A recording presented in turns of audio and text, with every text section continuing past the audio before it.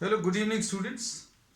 Today in 11th class physics, we are starting a new topic, friction. बच्चों friction अभी हम लोग start कर रहे हैं. तो फ्रिक्शन क्या है बच्चों, सबसे पहले तो ये पढ़ेंगे. तो फ्रिक्शन एक फोर्स है which opposes relative motion between two objects. कोई दो ऑब्जेक्ट्स अगर चलने की कोशिश कर रहे हैं या चल रहे हैं तो उस मोशन को ही अपोज करता है ना. तो अब हम लोग बहुत सिंपल डेफिनेशन से स्टार्ट कर रहे हैं और इसी डेफिनेशन को आगे अभी हम लोग एक्सटेंड करेंगे कॉन्सेप्ट्स को. तो force of friction is what? It is a force which opposes relative motion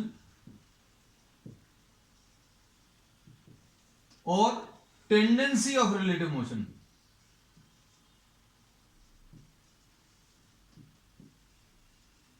between two objects. इसका मतलब क्या है? अगर कोई दो ऑब्जेक्ट्स अगर मूव कर रहे हैं तो उनको जो अपोज करने वाला फोर्स है वो फोर्स ऑफ फ्रिक्शन है. इसका बहुत सिंपल सा एग्जांपल है बच्चों. अभी हम लोग ये कहते हैं कोई ऑब्जेक्ट अगर कांस्टेंट वेलोसिटी से चल रहा है तो according to the Newton's first law it will continue to move with the same velocity. जितनी वेलोसिटी से अगर आपने फुटबॉल को चलाया उतनी वेलोसिटी ये कंटिन्यू करेगा जब तक हम लोग फोर्स नहीं लगाएंगे. लेकिन अभी हम लोग देखते हैं after some times, after some instants और after some seconds the football comes to rest. तो फुटबॉल रेस्ट पर क्यों आ रही है? हमने कोई फोर्स तो नहीं लगाया, लेकिन एक फोर्स एग्जिस्ट कर रहा है. और ये फोर्स कौन सा है बच्चों? Force of friction. तो फोर्स ऑफ फ्रिक्शन क्या करता है? मोशन को अपोज करता है. तो फुटबॉल चल रही है तो चलती हुई फुटबॉल को अगर आप एफर्ट नहीं भी लगाओगे तो रुक जाएगा. क्यों? क्योंकि फोर्स ऑफ फ्रिक्शन काम कर रहा है. तो अभी हम लोगों को ये तो समझ में आ गया कि it opposes relative motion between two objects. दो ऑब्जेक्ट्स अगर रिलेटिवली मूव करने की कोशिश कर रहे हैं तो रिलेटिव मोशन अगर हो रहा है तो उसको अपोज करता है. उसके बहुत सारे एग्जांपल्स हैं. If you switch off the engine of your bike, है ना, then the velocity with which it was moving it should continue to move with the same velocity. हमने इंजन को स्विच ऑफ कर दिया अगर तो क्या होता है? बाइक कुछ डिस्टेंस ट्रैवल करने के बाद रुक जाती है. No extra effort is required, है ना. If you don't apply the brakes even then also it will come to rest. कुछ देर बाद आगे जाकर रुक जाएगी. तो ये क्यों रुक जाती है बच्चों? क्यों? क्योंकि फ्रिक्शन काम करता है ना. तो ये अभी हम लोगों को पता चल गया कि फोर्स ऑफ फ्रिक्शन जो है it opposes relative motion between two objects. फिर बच्चों अगला क्या है? Tendency of relative motion. Tendency of relative motion, अगर ऑब्जेक्ट चल रहा है तो एक अलग बात है, लेकिन अगर चलने की कोशिश कर रहा है, that means if you are trying to move any object, suppose अगर आप किसी ऑब्जेक्ट को चलाने की कोशिश करो तो भी अभी हम लोग देखते हैं there is a force of friction which acts between the two objects. Suppose for example आप घर में ऑब्जेक्ट्स को शिफ्ट करते हैं. Suppose you are shifting a table. Table को अगर आप खिसकाएं, चेयर को अगर आप खिसकाएं, then some effort is required. और इसमें अभी हम लोग देखते हैं different amount of effort is required to move different objects, है ना.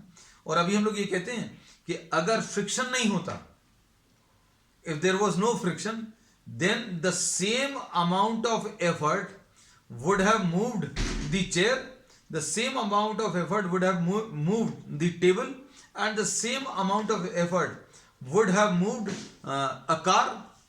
a car at rest. अगर आपने जितना एफर्ट चेयर को चलाने में लगाया उतना ही जाकर आप एक जेंटल पुश कार में दे दो, और अगर फ्रिक्शन नहीं है तो वो भी चल पड़ेगी. ट्रक में अगर आप छोटा सा एफर्ट लगा दो, फ्रिक्शन अगर नहीं है, then the truck will start moving.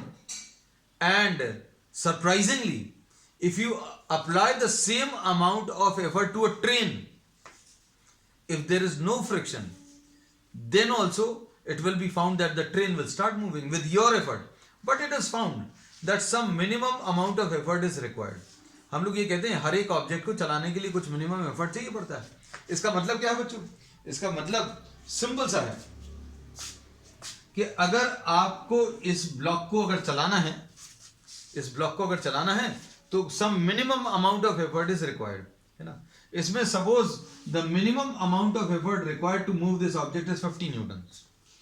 Just for example sake we are taking this as 50 Newton.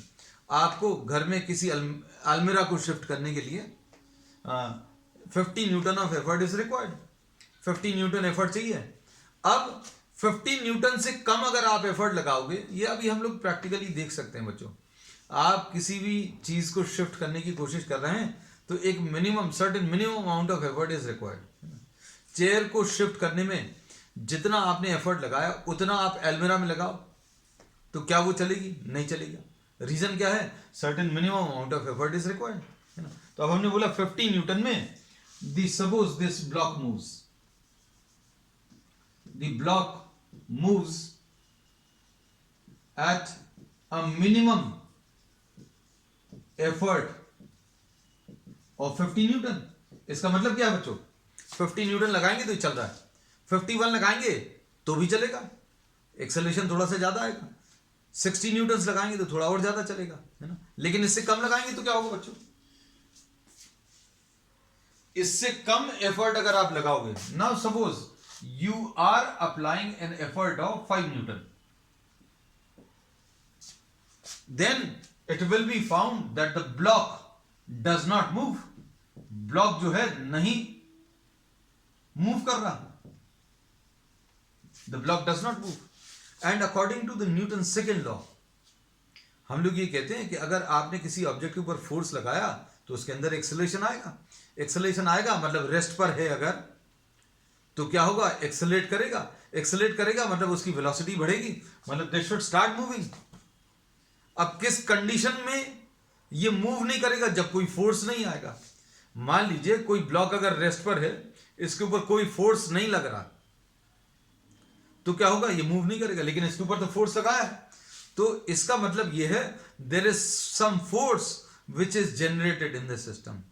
और ये बच्चों जो फोर्स जनरेट होता है ये रिलेटिव मोशन को अपोज करता है। And this force which is generated in this system will be termed as the force of friction. इस फोर्स को बच्चों अभी हम लोग क्या बोलेंगे? Force of friction. तो ये फोर्स ऑफ फ्रिक्शन कितना जनरेट हो जाएगा बच्चों? हमने बोला 5 न्यूटन एफर्ट लगाया, 5 न्यूटन एफर्ट लगाने पर ऑब्जेक्ट नहीं चला। इसका मतलब क्या है? फोर्स ऑफ फ्रिक्शन भी कितना आ गया? 5 न्यूटन आ गया। इसलिए क्या होगा? नेट फोर्स बच्चों 0 आ जाएगा। Net force acting on the object, net force acting on the object will be 0। Reason क्या है? 5 न्यूटन आपने एफर्ट लगाया और ये फोर्स ऑफ फ्रिक्शन जो है वो जो जनरेट हुआ वो कितना? 5 न्यूटन जनरेट हो गया। तो ये अभी हम लोग कहते हैं ये फोर्स ऑफ फ्रिक्शन बच्चों इट इज ड्यू टू, इस लेवल पर हम लोग आगे जाकर और डिटेल में डिस्कस करेंगे, इस लेवल पर बोलते हैं it is due to the roughness of the surfaces. बहुत माइन्यूटली अगर माइक्रोस्कोपिकली देखें तो हम इलेक्ट्रोमैग्नेटिक ओरिजिन इसका मानते हैं, है ना, कि भाई कॉन्टैक्ट सरफेस में एटम्स इंटरैक्ट करते हैं, उनके बीच में फोर्सेस काम करते हैं। But we are not discussing that theory at this stage, क्योंकि अभी हमें मेन फ्रिक्शन पहले बताना है, फिर उसके बाद ओरिजिन ऑफ फ्रिक्शन पर आएंगे, है ना। तो अभी हम लोगों ने ये बोला कि ये एक ब्लॉक है बच्चों, इस ब्लॉक के ऊपर minimum amount of effort required just by measuring we are finding that the minimum amount of effort required to move this object is 50 newton. अब इसका मतलब ये है 5 न्यूटन अगर लगाएंगे तो block does not move. Block does not move, it means that some force is generated in the system and this force is generated along the surface of contact। तो अब हम लोग ये बोलते हैं ये फोर्स ऑफ फ्रिक्शन आ गया। अब बच्चों इसमें दूसरी चीज, अब इसके ऊपर अभी हम लोग इसके ऊपर 10 न्यूटन फोर्स लगा दें तो क्या ये ब्लॉक मूव करेगा? ये ब्लॉक बिल्कुल भी मूव नहीं करेगा, है ना। ये ब्लॉक मूव क्यों नहीं करेगा? क्योंकि इसमें अभी हमने बता दिया है कि the minimum amount of effort required to start the motion of the object is 50 newton. तो 50 न्यूटन से कम पे तो चलने वाला नहीं, लेकिन 10 न्यूटन अगर लगाया तो एक्सेलरेशन बच्चों क्या आएगा? एक्सेलरेशन आना चाहिए, फोर्स डिवाइडेड बाय मास, मतलब 10 डिवाइडेड बाय मास आना चाहिए, मतलब ये एक्सेलरेट करना चाहिए। लेकिन ये मूव नहीं कर रहा, मतलब क्या हुआ? ऑपोजिट डायरेक्शन में एक फोर्स आ गया, तो फोर्स ऑफ फ्रिक्शन बच्चों 10 न्यूटन आ गया। तो जैसे जैसे आप अप्लाइड एफर्ट बढ़ाओगे वैसे वैसे ये फोर्स ऑफ फ्रिक्शन भी बढ़ता जाएगा, है ना। तो अब हम लोगों को ये पता चल गया क्या कि फोर्स ऑफ फ्रिक्शन है क्या? फोर्स ऑफ फ्रिक्शन क्या है? It opposes motion, relative motion between two objects. इसका एग्जांपल अभी हमने दिया था क्या, कि फुटबॉल अगर चल रही है कुछ देर बाद रुक जाएगी, और अगर कोई मोटरसाइकिल रोल कर रही है and the engine is switched off, then after travelling some distance it will come to rest. फिर अब हमें इसमें ये इस डिस्कशन में ये पता चल गया कि भाई फोर्स ऑफ फ्रिक्शन जरूरी नहीं है ऑब्जेक्ट चले तब भी काम करे। हम इसको चलाने की कोशिश करें, ऑब्जेक्ट को चलाने की कोशिश करें और ऑब्जेक्ट रेस्ट पर है, तो भी फोर्स ऑफ फ्रिक्शन काम करता है। तो ये अभी हम लोगों ने बता दिया, force of friction, it is the force which opposes relative motion और the tendency of relative motion. That means you are trying to move the object but the object is not moving. Objects को चलाने की कोशिश तो कर रहे हो लेकिन ये ऑब्जेक्ट चल नहीं रहा है। और ये बच्चों, this force of friction, this force of friction acts along the surface of contact। कहां पर काम करता है? कॉन्टैक्ट सरफेस पर काम करता है। तो बच्चों ये एक कॉन्टैक्ट फोर्स है, जहां पर सरफेसेस एक दूसरे को टच कर रहे हैं वहां पर काम कर रहा है ना, वहां पर काम कर रहा है। इसका मतलब क्या है? ये कॉन्टैक्ट फोर्स है। So force of friction is a contact force. तो फोर्स ऑफ फ्रिक्शन बच्चों कैसा फोर्स है? ये कॉन्टैक्ट फोर्स है। इसके बाद नेक्स्ट,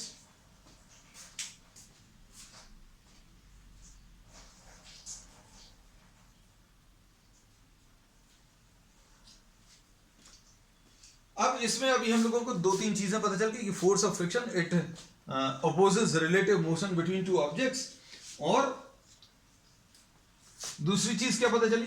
और it also has a tendency to oppose it opposes what? Tendency of relative motion. Motion को तो अपोज करता है, टेंडेंसी ऑफ मोशन को भी, रिलेटिव मोशन को भी अपोज करता है। ठीक, तो अब हम लोगों को जो चीजें पता चल गई, क्या? अगर ब्लॉक रेस्ट पर है, if a block is at rest, block अगर रेस्ट पर है and no effort is made to move it, आप उसको चलाने की कोशिश नहीं कर रहे,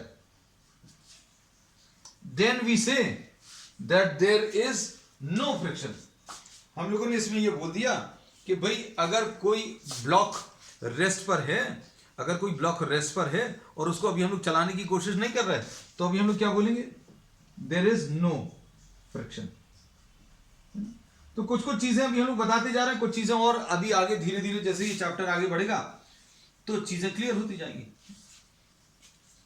अब इसी एग्जाम्पल पर फिर से वापस आ जाएं, तो अब हम लोगों को यह पता चल गया कि फोर्स ऑफ फ्रिक्शन जो है मोशन में तो काम करता ही है। ऑब्जेक्ट जब मूव कर रहा है तब तो काम करेगा ही, और ऑब्जेक्ट अगर रेस्ट पर है और उसको चलाने की कोशिश नहीं करें, अगर मान लीजिए ये ऑब्जेक्ट रेस्ट पर है, ये रेस्ट पर है और इसको चलाने की कोशिश नहीं कर रहे, you are not applying any force, then there is no force of friction. And if you are trying to apply an effort and this object is at rest, then also force of friction acts on it. तो ये force of friction जो है, since the force of friction is acting on this object and the object is at rest, therefore this friction will be termed as static friction बच्चों, है ना। तो अब इसमें एक नई चीज अब हम लोगों को पता चल रही है, क्या? Static friction.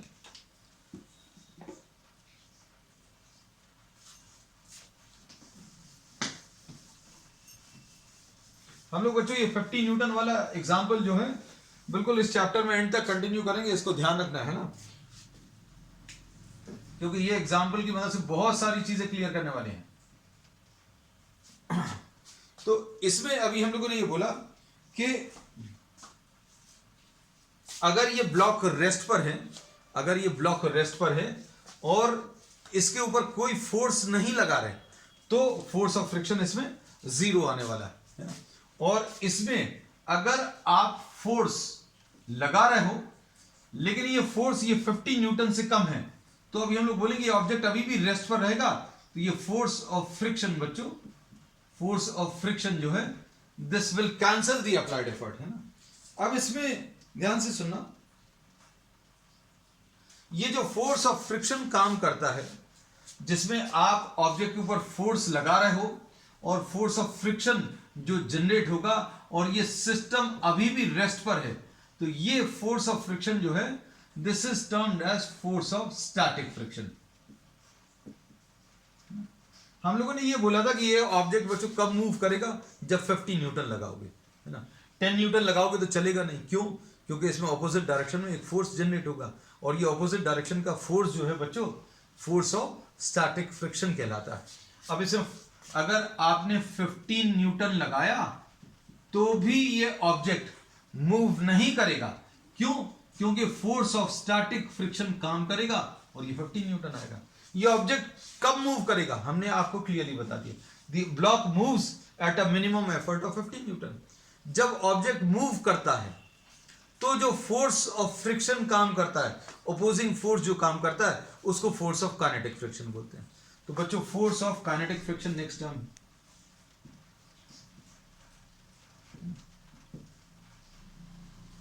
this is the force of friction, this is the force of friction when one object slides over the other object। कोई ऑब्जेक्ट दूसरे ऑब्जेक्ट के ऊपर अगर स्लाइड करेगा तो जो फोर्स ऑफ फ्रिक्शन या जो अपोजिंग फोर्स लगेगा उसको अभी हम फोर्स ऑफ काइनेटिक फ्रिक्शन बोलते हैं। अब फोर्स ऑफ स्टैटिक फ्रिक्शन क्या है, तो ये भी अभी हम लोगों ने बता दिया। तो फोर्स ऑफ स्टैटिक फ्रिक्शन क्या है? It is the force of friction, force of static friction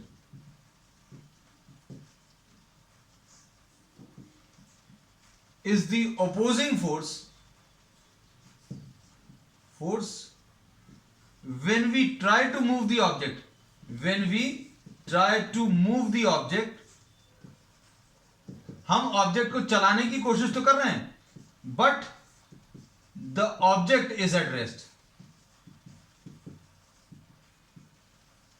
हम ऑब्जेक्ट को चलाने की कोशिश तो कर रहे हैं लेकिन ऑब्जेक्ट अभी रेस्ट पर है, तो इस समय पर जो फोर्स ऑफ फ्रिक्शन लगेगा उसको फोर्स ऑफ स्टैटिक फ्रिक्शन बोलते हैं। तो कुछ कुछ चीजें बच्चों अभी हम लोगों को पता चल गई। क्या पता चला कि फोर्स ऑफ फ्रिक्शन क्या है?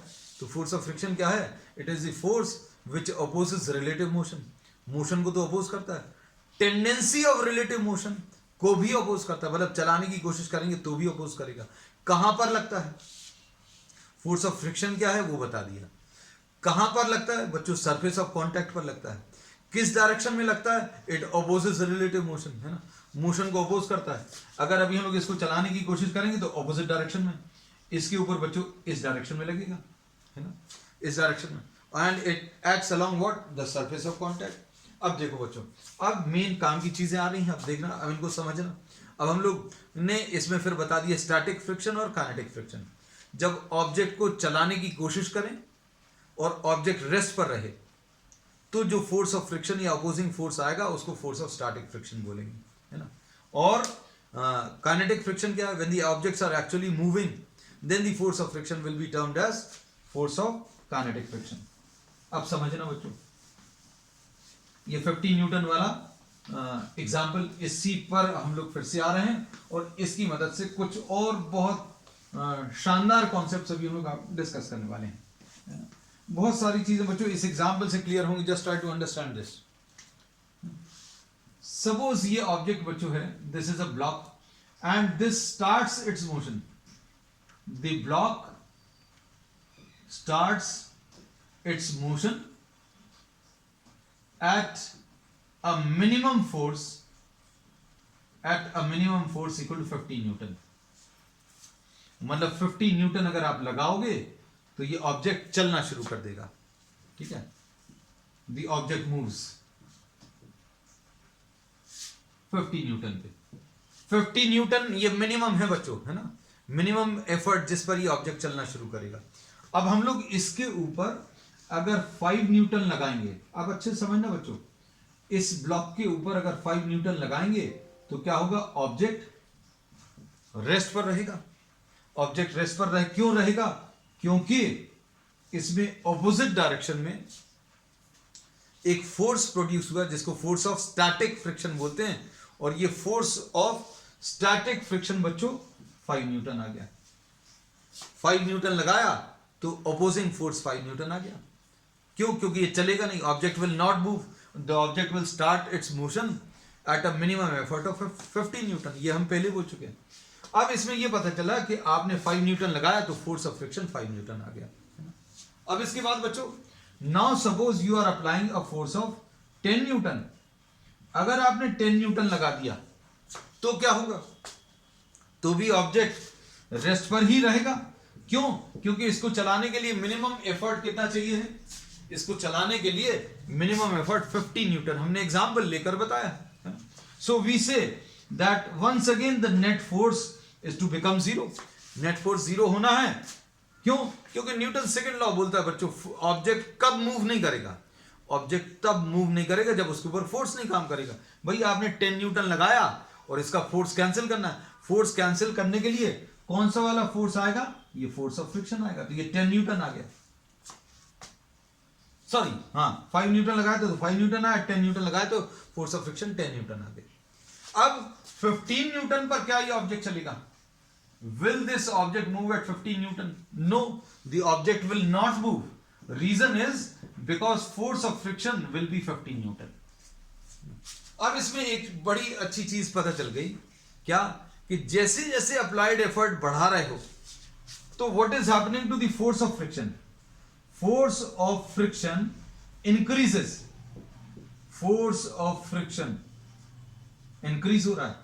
जैसे जैसे आप अप्लाइड एफर्ट बढ़ा रहे हो फोर्स ऑफ फ्रिक्शन बढ़ रहा है।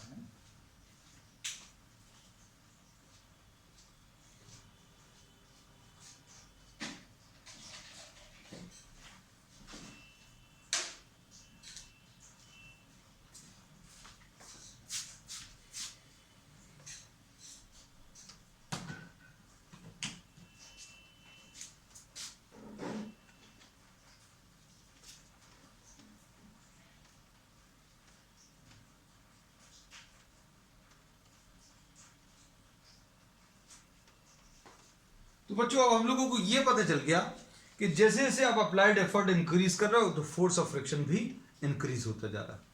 अब इसमें 15 न्यूटन अप्लाइड एफर्ट है तो फोर्स ऑफ फ्रिक्शन भी 15 आ गया। तो ये बढ़ता चला जाएगा। कब तक बढ़ेगा बच्चों? सोचकर देखना। This will increase up to a certain maximum limit, है ना।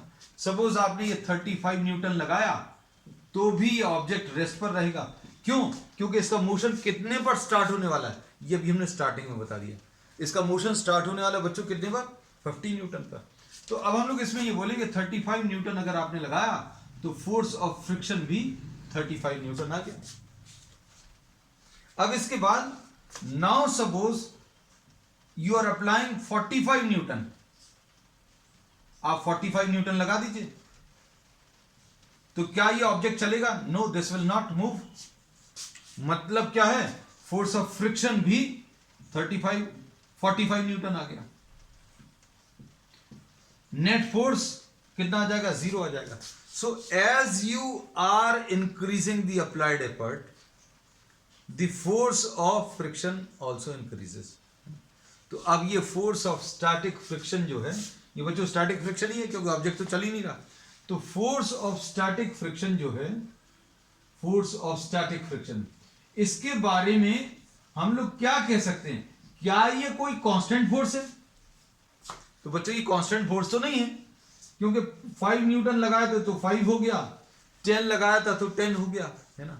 मतलब ये बढ़ता जा रहा है। कैसे कैसे आप जितना ज्यादा ताकत लगा रहे हो उतना ज्यादा ये अपोज कर रहा है ना। एक्चुअल में अभी हम लोग ये कहते हैं, जो पुराना व्यू था फ्रिक्शन का, वो ये कहता था कि जितने भी सरफेसेस हैं उनमें कुछ इरेगुलरिटीज हैं, है ना। माइक्रोस्कोपिक लेवल पर अगर आप देखो, जो सरफेस स्मूथ दिख रहा है वो स्मूथ नहीं होता, उसमें कुछ ऐसी इरेगुलरिटीज होती हैं।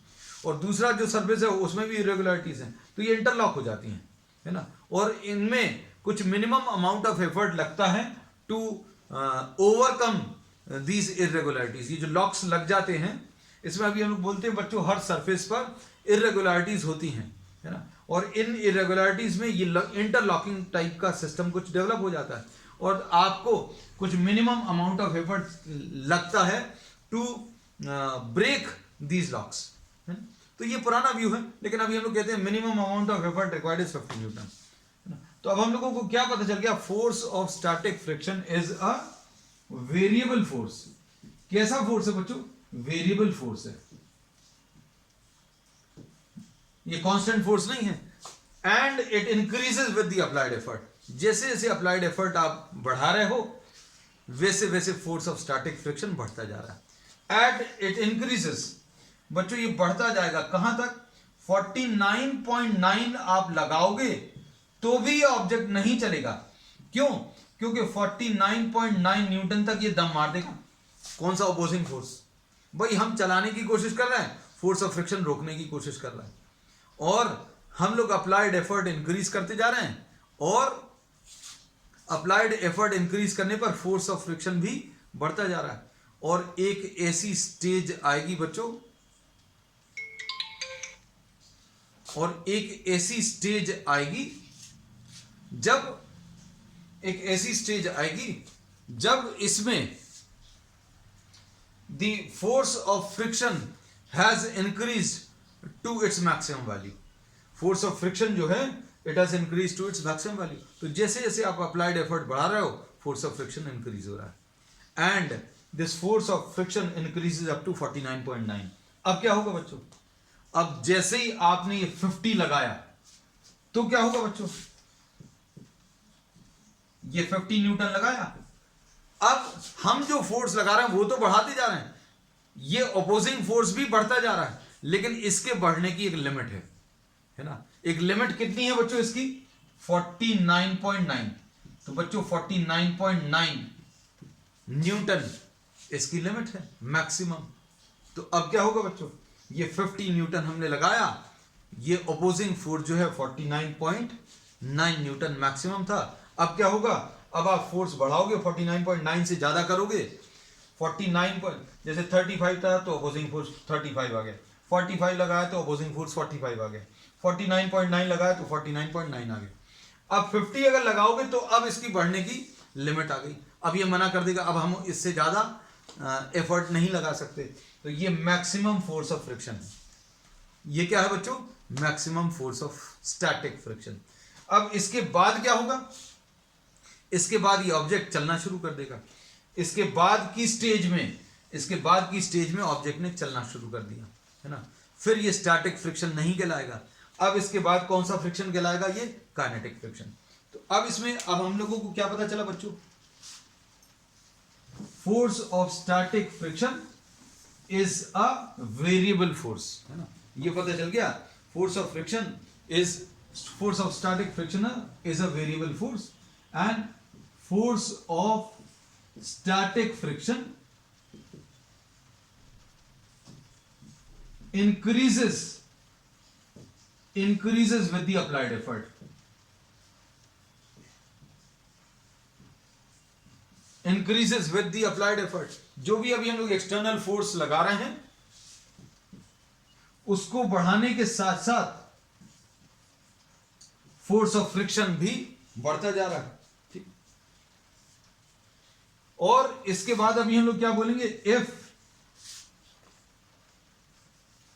The force of friction, if we consider the force of static friction, it increases with the applied effort. ये अभी हम लोगों ने देख लिया, जैसे जैसे applied effort बढ़ाओगे force of friction increase होता जाएगा, ठीक है। अब इसके बाद if the applied effort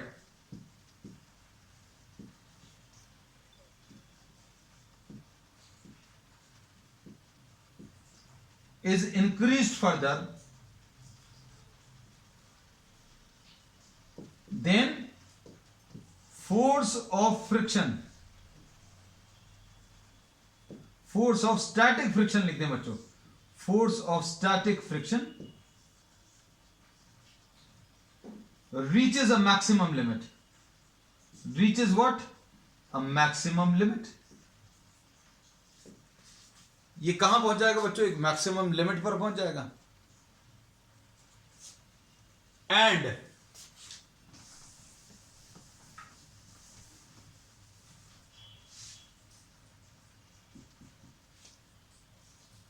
if the applied effort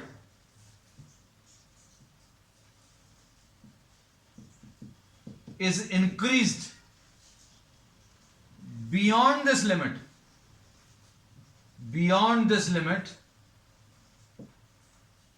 motion of the block starts.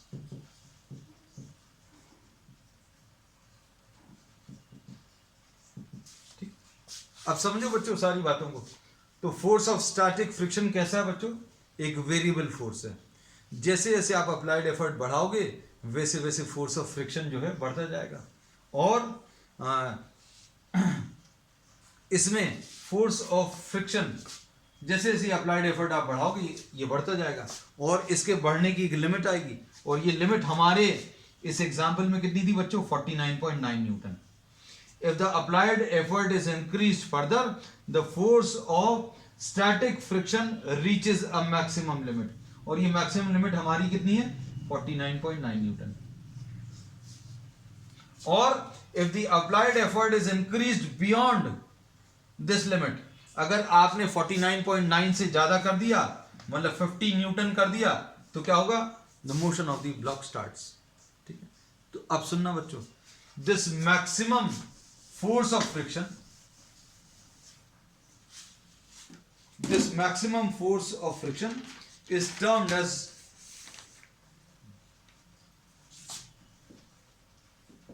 this maximum force of static friction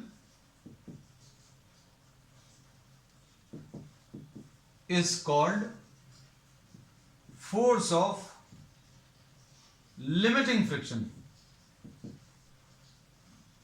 इसको अभी हम लोग क्या बोलते हैं? Force of limiting friction. और इसको बच्चों अभी हम लोग एफएस मैक्स से रिप्रेजेंट करते हैं। ये मैक्सिमम फोर्स होता है, मतलब ये मैक्सिमम फोर्स हमारे एग्जांपल में बच्चों कितना है? ये नंबर्स मत लिखना बच्चों, हमारा एफएस मैक्स कितना है? 49.9। ये नंबर अगर आपके दिमाग में रहेगा कि हमने कैसा समझाया था, तो सारी चीजों के आप आंसर दे पाओगे। अब अच्छे सुनना, देखो अब हम कुछ क्वेश्चंस लिखेंगे, है ना। If the applied effort is less then FS max, then will the object move. अगर आपने अप्लाइड एफर्ट बच्चों एफएस मैक्स से कम है, ये 49.9 मैक्सिमम फोर्स ऑफ फ्रिक्शन है बच्चों, मतलब कितने पर ऑब्जेक्ट चल रहा था? ऑब्जेक्ट 50 न्यूटन पर चल रहा था। मतलब अगर आप अप्लाइड एफर्ट 5 न्यूटन ले लें, if the applied effort is less then FS max, if the applied effort is less than fs max, then the object is at rest। Object कैसा रहेगा बच्चों? रेस्ट पर। इसका एग्जांपल याद है?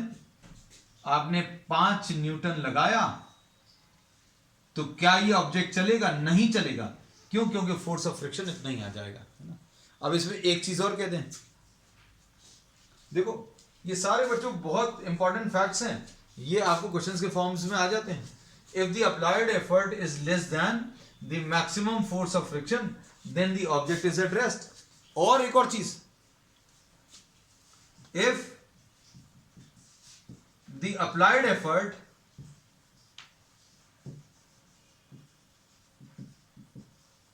is less than fs max, then force of friction, force of static friction बच्चों, fs will be equal to applied effort। बहुत simple सी चीज बोली है, ध्यान से देखना। हमने क्या बोला? Applied effort is less then FS max. Applied effort is less then FS max. Applied effort 5 Newton है, 5 न्यूटन लगाए तो फोर्स ऑफ फ्रिक्शन कितना आएगा? Force of static friction will be equal to applied effort. Force of static friction कितना आएगा? 5 Newton. किसके बराबर है? अप्लाइड एफर्ट के। मतलब अगर आप एफर्ट 49.9 से कम लोगे, मतलब 10 न्यूटन लगाओगे, तो फोर्स ऑफ फ्रिक्शन कितना आएगा? 10 न्यूटन आएगा। अगर आप 15 न्यूटन एफर्ट लगाओगे तो फोर्स ऑफ स्टैटिक फ्रिक्शन 15 आ जाएगा। 20 न्यूटन लगाओगे तो force of static friction 20 newton आएगा। तो सिंपल सी चीज बोलिए कि if the applied effort is less then FS max, then force of static friction will be equal to what? The applied effort, है ना। आप सुनना बच्चों ध्यान से।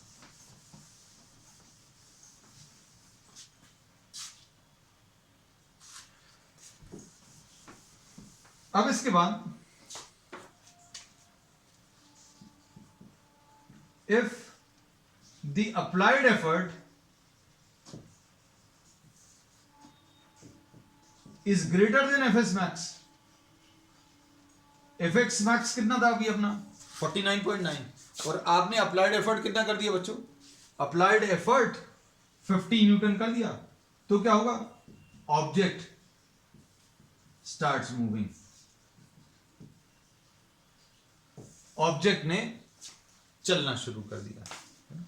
तो अब हम लोगों को यह पता चल गया कि applied effort if this becomes greater than force of limiting friction, applied effort greater than, ये applied effort 50, FS max 49.9, then the object starts moving. और अगर आपने कम फोर्स लगाया, applied effort less than 49.9, then static force of static friction will be equal to what, the applied effort. अगर आप 5 Newton लगाओगे तो 5 न्यूटन आएगा, और अगर आप इसमें 10 न्यूटन लगाओगे तो 10 न्यूटन आएगा। और इसमें बच्चों एक बहुत इंपॉर्टेंट फैक्ट सबसे लास्ट में, this FS max is found to be proportional to n। fs max कैसा आएगा बच्चों, proportional to n। proportional to n क्या, n is the normal reaction, n क्या है बच्चों इसमें, normal reaction। और इसमें fs max will be equal to what, mu s into n। ये mu s क्या है, this is the coefficient of static friction बच्चों, and this depends on the nature of surfaces in contact। बच्चों nature of surface in contact के ऊपर depend करता है। अगर स्मूथ सर्फेसेस हैं तो उसके लिए म्यूएस कम आएगा, और रफ सरफेस हैं तो म्यूएस की वैल्यू ज़्यादा आएगी। म्यूएस ज़्यादा आएगा मतलब एफएक्स मैक्स की वैल्यू ज़्यादा आएगी, है ना। चलिए अब इसी टॉपिक को अभी हम लोग आगे बढ़ाएंगे on the next time. That's all for today.